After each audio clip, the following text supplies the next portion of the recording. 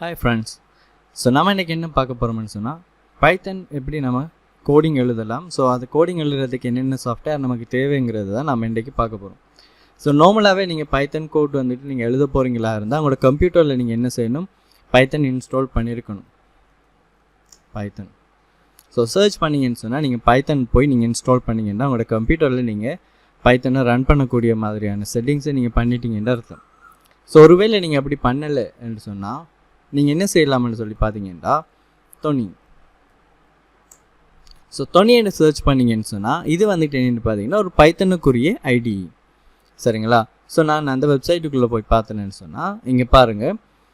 So இங்கே எனக்கு தேவையான வேர்ஷன்ஸை என்னால் டவுன்லோட் பண்ணிக்கல. ஸோ முதலாவதாக இப்போ நீங்கள் ஒரு பிகினராக இருந்தீங்களா இருந்தால் ஐடிங்கிறது என்னென்னு தெரியாமல் இருக்கலாம். ஸோ ஐடிங்கிறது சிம்பிளாக நான் அண்டர்ஸ்டாண்ட் பண்ணிக்கக்கூடிய மாதிரியான உண்டு. என்னென்னு பார்த்தீங்கன்னா நீங்கள் கோடிங்ஸ் எழுதும்போது நீங்கள் எழுதிட்டு இருக்கும்போதே இந்த கோடிங்ஸில் இந்த இடத்த பிள்ளை இருக்குது, ஒரு சின்டெக்ஸ் எரர் இருக்குது, இல்லை இந்த மாதிரி நீங்கள் கோடிங்ஸை கம்ப்ளீட் பண்ணக்கூடாது.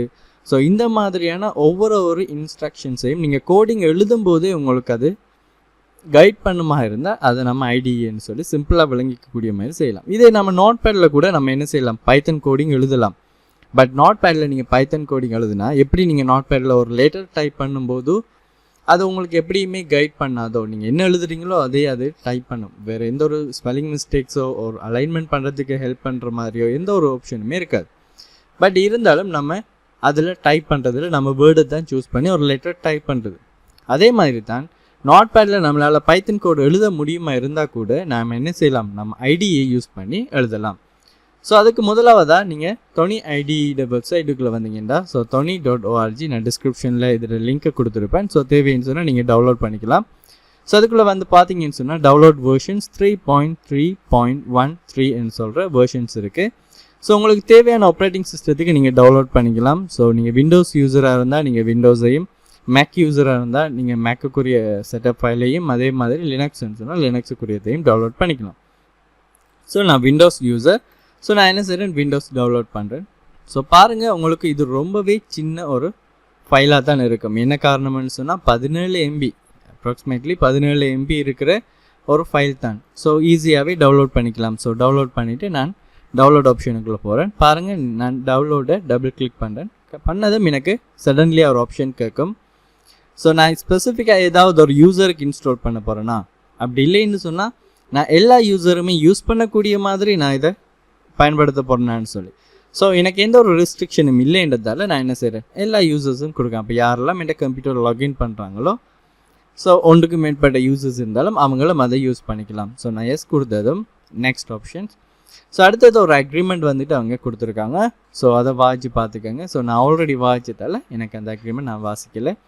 ஸோ நான் அக்ரி கொடுத்துட்டு நெக்ஸ்ட் கொடுத்துட்டேன். ஸோ அடுத்ததாக வந்துட்டு எந்த லொக்கேஷனில் சேவ் பண்ணின்னு கேட்கும். ஸோ இங்கே பாருங்கள், சியில் ப்ரோக்ராம் ஃபைலில் 32 பிட்டுக்குரிய அந்த ஃபைலுக்குள்ளே தான் என்கிட்ட இன்ஸ்டால் ஆக போகுது. ஸோ நான் டிஃபால்ட்டான இன்ஸ்டால் பார்த்தே நான் கொடுத்துக்கிறேன். ஸோ நெக்ஸ்ட் ஆப்ஷன் கொடுத்துட்டு ஸோ நேம் Thonny கொடுத்துட்றேன். நெக்ஸ்ட் பண்ணிவிட்டு ஸோ இங்கே பார்த்தீங்கன்னு சொன்னால் உங்களுக்கு இதை வந்துட்டு ஷார்ட்கட் உங்களோட கம்ப்யூட்டரில் க்ரியேட் ஆகணுமாட்டா, உங்களோட டெஸ்க்டாப்பில் ஷார்ட்கட் க்ரியேட் ஆகணுமாட்டா. ஷார்ட்கட்டுன்னா எல்லாருக்கும் தெரிஞ்சிருக்கும், பட் இருந்தாலும் நான் சொல்கிறேன். ஸோ ஷார்ட்கட்டுங்கிறது நீங்கள் ஒரு அப்ளிகேஷன் ஆன் பண்ண போகிறீங்கன்னு சொன்னால் அதுக்குரிய ஒரு ஐக்கான் உண்டு உங்களோட ஃப்ரண்டில் உங்களோட டெஸ்க்டாப்பில் இருக்கும். ஸோ நீங்கள் அதை டபுள் கிளிக் பண்ணிங்கன்னு சொன்னால் நீங்கள் டைரெக்டாகவே அதை ஓப்பன் பண்ணிக்கலாம். இதை டிக் பண்ணலைன்னு சொன்னால் நீங்கள் என்ன செய்யணும், சர்ச் ஆப்ஷனில் போயிட்டு நீங்கள் தேடி எடுக்கணும். ஸோ அதனால் நான் என்ன செய்கிறேன், இங்கே டிக் ஆப்ஷன் கொடுத்துட்டு நெக்ஸ்ட் பண்ணி விடுறேன். இன்ஸ்டால் பண்ணுவான்னு சொல்லி கேட்குது. எஸ் கொடுத்ததும் என்ன செய்யும், சடன்லியாகவே அது இன்ஸ்டால் ஆகி முடிஞ்சிடும். என்ன காரணம், இது ரொம்ப சின்ன ஃபைல். ஸோ ஆஸ் அ பிகினராக ஒரு பைத்தன் நீங்கள் லேர்ன் பண்ண போகிறீங்கன்னு சொன்னால் இந்த Thonny IDE வந்துட்டு இன்ஸ்டால் பண்ணுறது ரொம்ப பொருத்தமாக இருக்கும். ஸோ இது மட்டும்தானே இருக்குது இன்ஸ்டால் பண்ணுறதுக்கு, ஐடிங்கிறது இது மட்டும்தானே இருக்குன்னு சொல்லி கேட்டிங்கன்னா இல்லை. ஸோ பெஸ்ட் பைத்தன் ஐடின்னு சர்ச் பண்ணால் Thonny வர போகிறது இல்லை. So Thonny one of the ஐடியாக தான் இருக்குமே தவிர பட் டாப்பில் வந்துட்டு இருக்க போகிறது வேறு. பட் ஏன் அப்போ நான் இதை சஜஸ்ட் பண்ணுறேன்டா, ஸோ நீங்கள் ஒரு பெரிய ஒரு அப்ளிகேஷன் வந்து இம்ப்ளிமெண்ட் பண்ண போகிறீங்க பைத்தனை யூஸ் பண்ணின்னு சொன்னால் நீங்கள் வேறு பெஸ்ட்டான ஒரு ஐடியை வந்துட்டு யூஸ் பண்ணிக்கலாம். பட் Thonny IDE நான் நீங்கள் யூஸ் பண்ணுறது ஆஸ் அ பிகினராக நீங்கள் ப்ரோக்ராமிங் லேர்ன் பண்ண போகிறீங்கன்னு சொன்னால் ஸோ ஒரு பெரிய ஒரு அப்ளிகேஷன் க்ரியேட் பண்ணக்கு நிறைய ஃபோல்டர்ஸ், அதே மாதிரி நிறைய மாடியூல்ஸ் எல்லாமே அதில் பைத்தனில் தேவைப்படும். பட் அந்த சந்தர்ப்பத்தில் நீங்கள் என்ன செய்ய தேவையில்லை, கன்ஃபியூஸ் ஆக தேவையில்லை. ஏன் இப்போ நீங்கள் பெரிய அப்ளிகேஷன் இம்ப்ளிமெண்ட் பண்ணுறதுக்கு போகக்கிட்டவா நீங்கள் ஒரு பெரிய ஒரு நாலேஜில் தான் போக வேண்டி இருக்கும். பட் இப்போ ஒரு பிகினராக உங்களுக்கு அவ்வளோ டீப்பான அண்டர்ஸ்டாண்டிங் இருக்காதுன்றதால நம்ம என்ன செய்கிறோம், Thonny IDE சஜஸ்ட் பண்ணுறோம். ஸோ Thonny IDE வந்துட்டு ரொம்ப சிம்பிளான ஈஸியாக நீங்கள் லேர்ன் பண்ணிக்கக்கூடிய ஒரு ஐடியாக இருக்கும். ஓகே, நமக்கு இன்ஸ்டால் ஆகி முடிஞ்சிட்டுது. நான் ஃபினிஷ் கொடுத்துட்டு இதை என்ன செய்கிறேன், க்ளோஸ் பண்ணுறேன். பார்த்தீங்கன்னு சொன்னால் எனக்கு ஃப்ரண்டில் வந்துட்டு Thonny IDE வந்துட்டு டிஸ்பிளே ஆகிருக்கு. ஸோ அதை நான் டபுள் கிளிக் பண்ணுறேன். ஸோ டபுள் கிளிக் பண்ணிங்களா இருந்தால் உங்களுக்கு இந்த மாதிரியான ஒரு ஸ்க்ரீன் ஒன்று க்ரியேட் ஆகும்.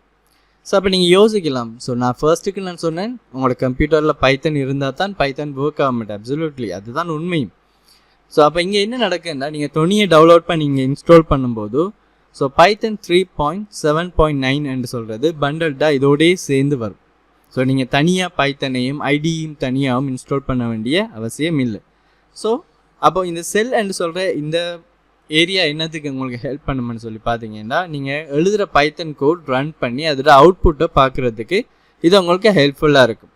அதே மாதிரி பார்த்தீங்கன்னா அன்டைட்டில்னு சொல்கிற ஒரு ஆப்ஷன் நீங்கள் உங்களுக்கு எப்படி டிஸ்பிளே ஆகுது. இந்த அன்டைட்டில்ங்கிறது என்னதுன்னு பார்த்தீங்கன்னா, இதுக்குள்ளே தான் நீங்கள் உங்களோட பைத்தன் கோடிங்ஸை நீங்கள் எழுத போகிறீங்க. ஃபார் எக்ஸாம்பிள் பிரிண்ட் ஒரு ஃபங்க்ஷன் இங்கே நம்ம எழுதுகிறோம் என்று சொன்னால், ஸோ இதுக்குள்ளே தான் நம்ம என்ன செய்ய போகிறோம்னு பார்த்தீங்கன்னா கோடிங்ஸ் எழுத போகிறோம். அதோட அவுட்புட்டை இந்த செல்ஸில் நம்ம பார்க்க போகிறோம். அப்போ இந்த அசிஸ்டன்ட்னு சொல்கிறவர் யார், நமக்கு தேவையில்லைன்னு நம்ம க்ளோஸ் பண்ணிக்கலாம் இதை. பட் இது யாருன்னு சொல்லி பார்த்தீங்கன்னா, சம்டைம் ஏதாவது நீங்கள் கோடிங் எழுதும்போது ஏதாவது மிஸ்டேக்ஸ் விடும்போது அதில் வரக்கூடிய அந்த எரர்ஸை அது என்ன எரர்ஸுங்கிற டீட்டெயில்ஸை வந்துட்டு உங்களுக்கு என்ன செய்யும், இந்த அசிஸ்டண்ட்டில் டிஸ்பிளே பண்ணணும். ஸோ நமக்கு தேவையில்லாட்டி நம்ம கேன்சல் பண்ணிக்கலாம். பட் எரர் வரும்போது ஆட்டோமேட்டிக்காகவே அந்த அசிஸ்டன்ட் நமக்கு ஓப்பன் ஆகி காட்டும். சரிங்களா? அப்போ ஏன் நீங்கள் அன்டைட்டில்டுன்னு சொல்கிற மெசேஜ் இருக்குன்னு சொல்லி பார்த்தீங்கன்னா, ஏன் அப்படி மென்ஷன் பண்ணியிருக்கேன்னா, நம்ம இந்த ஃபைலை இது எப்போவுமே சர்வ் பண்ண இல்லை. சரிங்களா? அப்போ நம்ம சர்வ் பண்ணுறதுக்கு கண்ட்ரோலோட எஸ்ஸை ப்ரெஸ் பண்ணி சர்வ் பண்ணலாம். அப்படி இல்லாட்டி இங்கே சர்வ் பட்டன் ஆப்ஷன் இருக்கும். ஸோ சர்வ் பட்டன் ஆப்ஷனை கிளிக் பண்ணிக்கிறேன். ஸோ எனக்கு சர்வ் பண்ணுறதுக்கு லொக்கேஷன் கேட்குது. நான் டெஸ்க்டாப்பில் போயிட்டு நான் சர்வ் பண்ணுறேன்.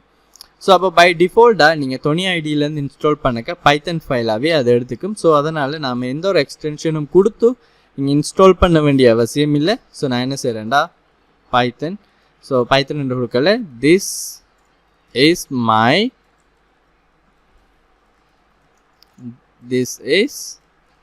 மை ஃபர்ஸ்ட்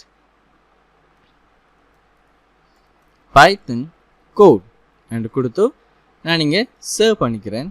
ஸோ என்ன செய்யும், இங்கே சேவ் ஆகிடுது. ஸோ சேவ் ஆனது இங்கே பாருங்கள், this is my first python code .py என்று சொல்லியிருக்கு. ஸோ py என்று சொல்கிறது என்னன்னு சொல்லி பார்த்தீங்கன்னு சொன்னால் பைத்தன்ட எக்ஸ்டென்ஷனை குறைக்கும்.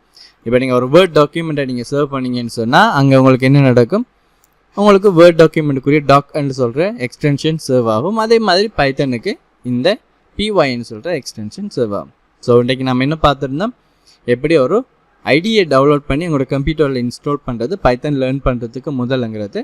ஸோ பைத்தன் கோடிங் சம்மந்தமாக நம்ம நெக்ஸ்ட் வீடியோவில் பார்ப்போம். தேங்க்யூ ஃபார் வாட்சிங்.